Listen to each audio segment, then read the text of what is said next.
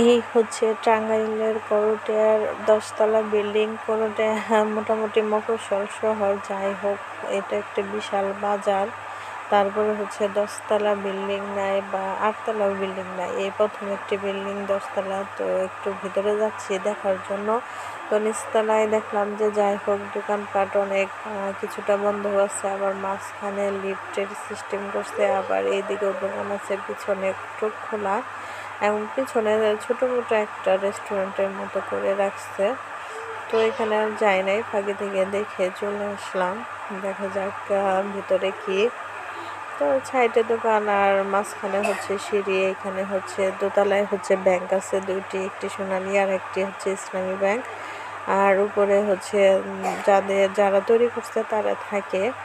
তো আর লিফটটা হচ্ছে দোতলা পর্যন্ত বন্ধ, যেহেতু ব্যাংক আছে এই কারণে। আর হচ্ছে এই হচ্ছে মাঝখান, আর দুই পাশে দুইটি ব্যাংক। আর এটা হচ্ছে উপরে ওঠা সিঁড়ি। তো এখানে আমরা গেলাম না, যাই হোক ফিরে আবার চলে যাচ্ছি এই নিচের দিকে। মাঝখানের দিকে আবার রাস্তা আছে এই পাশে।